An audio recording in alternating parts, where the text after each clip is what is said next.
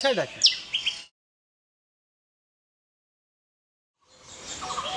সব ঠিক ছিল। আমার ব্যবসায় লোকসান হচ্ছে, ব্যবসায় অনেক টাকা বাকিও গেছে, কেউ টাকা দেয় না। উপায় না পেয়ে সমিতি থেকে লোন নিয়েছিলাম। এখন সমিতির লোক দুবেলা বাসায় ধর্ণা দিচ্ছে, আর সেই টাকার ভয়ে আমি পালিয়ে বেড়াচ্ছি। জানি না কি করব। আরে চিন্তা করিস না। শোন, জীবনে বেঁচে থাকতে গেলে সমস্যা কম বেশি সবারই আসবে। এই নিয়ে তুই যদি ভেঙে পড়িস তাহলে তো সমস্যার সমাধান হবে না। আল্লাহ এক উপায় করে দেবেই। এত ভাঙিস না, এত ভাঙে পড়া উচিত না। তুই এত ভাঙার দরকার নেই দোস্ত। এটা কথা শোন, উপরে আল্লাহ আছে, আল্লাহ যে কোনো একটা ব্যবস্থা ইনশাল্লাহ করিয়ে দেয়। তুই ধৈর্য ধরে থাক, টেনশন করিস নে। আর আমি তো বন্ধু তোর, আমি তোর পাশে আছি। আমি কথা দিলাম, আমি বন্ধু তোর পাশেই আছি। তোর আর কোনো চিন্তা করার দরকার নাই। উপরে আল্লাহ আছে, আল্লাহ একটা ব্যবস্থা ইনশাল্লাহ করে দেয়।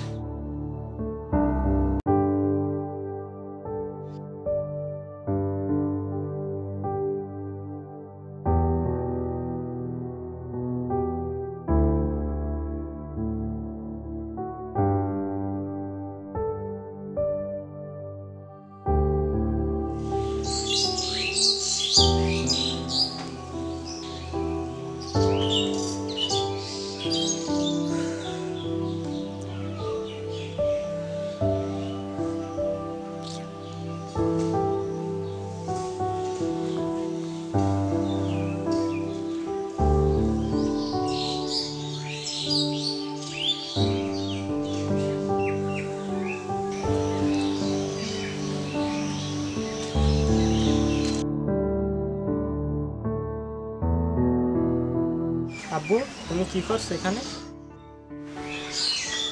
কিছু না আব্বু, তোমার স্কুল ছুটি হয়ে গেছে? জি আব্বু। ঠিক আছে, বাসায় যাও। বাসায় যেয়ে ফ্রেশ হয়ে যাও। আমার কিছু হয়নি বাবা, যাও।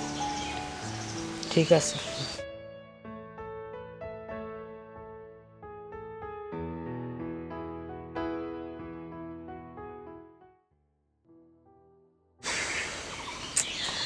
কিভাবে টাকা দেব আমি? সমিতির টাকা না দিতে পারলে আমার যে সব কিছু শেষ হয়ে যাবে। উফ, কেন যে এই ব্যবসা শুরু করতে গেছিলাম আমি।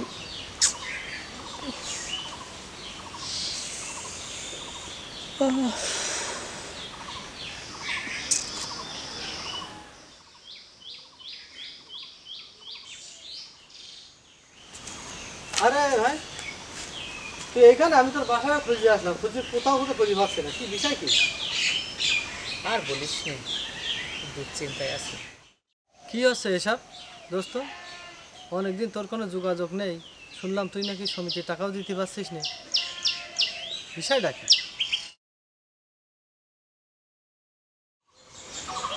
সব ঠিক ছিল। আমার ব্যবসায় লোকসান হচ্ছে, ব্যবসায় অনেক টাকা বাকিও গেছে, কেউ টাকা দেয় না। উপায় না পেয়ে সমিতি থেকে লোন নিয়েছিলাম। এখন সমিতির লোক দুবেলা বাসায় ধর্ণা দিচ্ছে, আর সেই টাকার ভয়ে আমি পালিয়ে বেড়াচ্ছি। জানি না কি করব। আরে চিন্তা করিস না।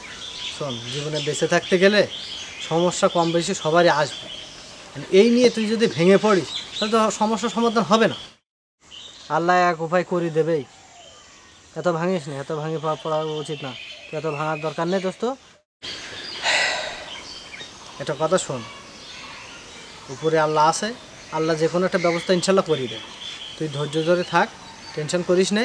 আর আমি তো বন্ধু তোর, আমি তোর পাশে আছি। আমি কথা দিলাম, আমি বন্ধু তোর পাশেই আছি। তোর আর কোনো চিন্তা করার দরকার নাই। উপরে আল্লাহ আছে, আল্লাহ একটা ব্যবস্থা ইনশাল্লাহ করে দেয়। আমি কোথায় যাব, কি করব, কিছু ভেবে পাচ্ছি না দোস্ত। অনেক জায়গায় গেলাম, কেউ টাকা দিল না। এভাবে চলতে থাকলে সবাই তো আমার পিছে লেগে থাকবে। আমি মনে হয় আমার ব্যবসাটা আর ঠিক করতে পারবো না দোস্ত। দেখ দোস্ত, সেভাবে ভেঙে পড়িস না। আমি তোকে সাহায্য করব। তুই টেনশন করিস নে, আমি আছি তো, আমি তোর দোস্ত। আমি তোকে বলছি তুই সাহায্য করবো আমি তোকে, তুই এসব টেনশন করিস না, এত হতাশ হইস না। তোর ব্যবসাটা ঠিকই আগের মতো তুই দাঁড় করাতে পারবি ইনশাল্লাহ, এটাকে আমার বিশ্বাস আছে। তুই আমার প্রতি বিশ্বাস রাখ। তুই ঠিক বলছিস দোস্ত, ঠিক বলছি তো। তাই যেন হয়, আমার ব্যবসাটা যেন আগের মতো ঠিক হয়ে যায় দোস্ত। হ্যাঁ, এগুলো আমরা একসাথে সামাল দেবো, ঠিক আছে? তুমি কোনো চিন্তা করো না, কোনো মাথা খারাপ করো না। আরে পাগল, হবে হবে, তোর তুই কথাটা শুনে আমার খুব ভালো লাগলো দোস্ত। টেনশন করিস না। চল দোস্ত। চল, অত ভেঙে পড়িস না, চল।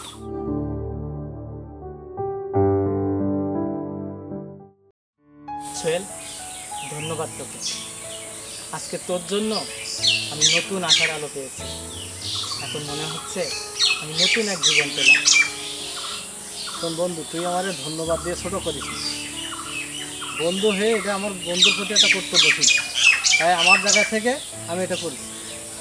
এখন দুইজন, আমি যদি সুখে থাকি তুই সুখে থাকবি, এটা তো আমার আমার চাওয়া। কিন্তু আমি সুখে থাকবো, তুই দুঃখে থাকবি, এটা তো হতে পারে না বন্ধু। তোর মতন বন্ধু যেন সমাজে সবার হয়। আয় আমার বুকে। আয়।